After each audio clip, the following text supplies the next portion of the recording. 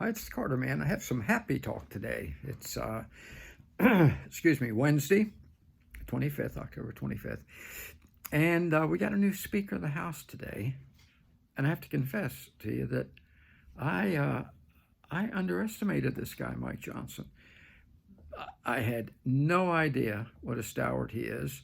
You may recall I was pushing for Byron Donalds, so I still think he's a good man. I think should be Speaker one day. But I have been very pleasantly surprised by the choice that was made because this guy, Mike Johnson, well, the reason I didn't come out for him, just to be honest with you, is because he's not a show horse. He's a workhorse. And he works diligently and he works well, okay? Uh, Subsequent to his getting the nod to be the new speaker, and I'm going to tell you about some of the opposition in a minute that I think you're going to find interesting. Subsequent to his getting the nod, over the past couple of years, this man's been a stalwart MAGA Republican. He defended Trump twice on the bogus impeachment hearings, the charades that Pelosi pulled. He is the man who went after Mary Garland, on pornographic literature in our schools, and who exposed the fact that Garland was defending it because his daughter and son-in-law were making money off of it. Disgusting human being, Garland, not Johnson. He has opposed repeatedly sending billions and billions of dollars more to the rat-faced little grifter Zelensky in order to finance Victoria Nuland's slaughter of Ukrainian young people over there. Make no mistake about it, by the way. She's behind all that. Keeps pushing it, even when, from the beginning, our general said they can't win against Russia. Victoria Nuland wanted to embarrass Putin, see if she could undermine him and create regime change. And if it cost a couple 100,000 Ukrainian young people their lives, well, that was fine with Victoria. Mike Johnson voted against that, okay? Good man, strong man, compassionate man.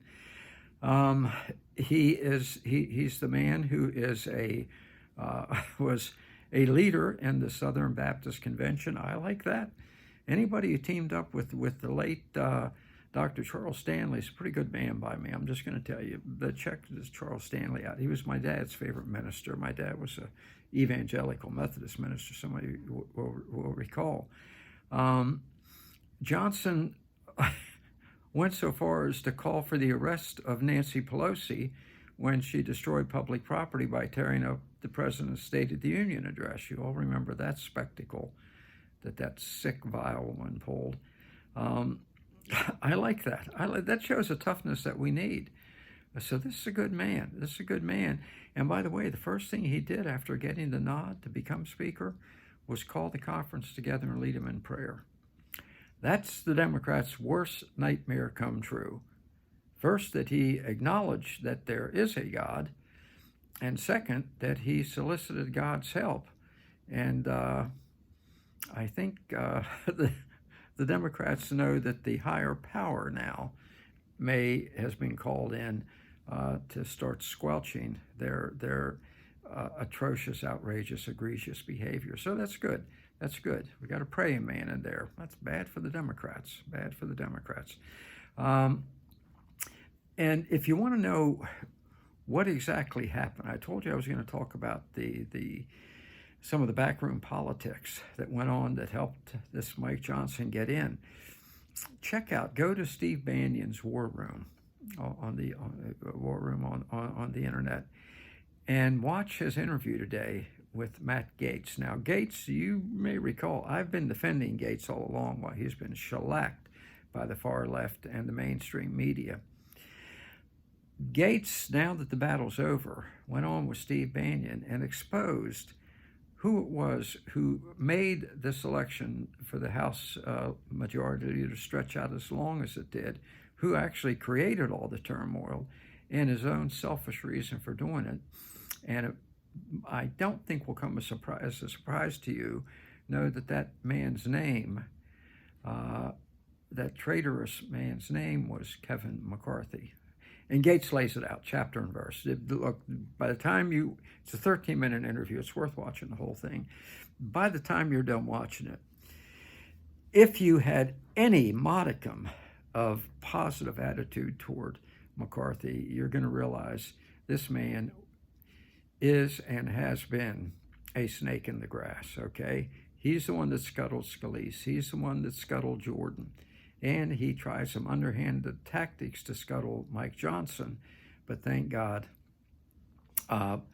Scalise, yeah, Jordan, Gates, even Emmers stepped up and fought back this time and prevented Kevin McCarthy from doing his dirty work. So it's a heck of a story. Any of you who enjoyed the TV show House of Cards,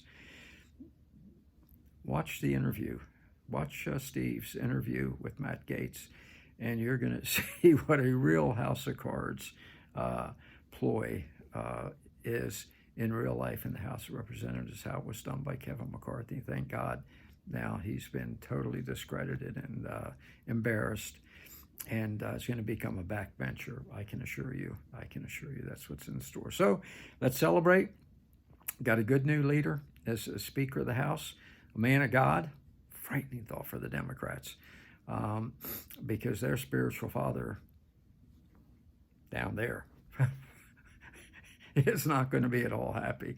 All right, so let's support Mike as he takes the podium and starts really fighting back against Joe Biden and the Biden regime and all his lickspittles and the Democrats in the House. So let's join him. Let's do this thing.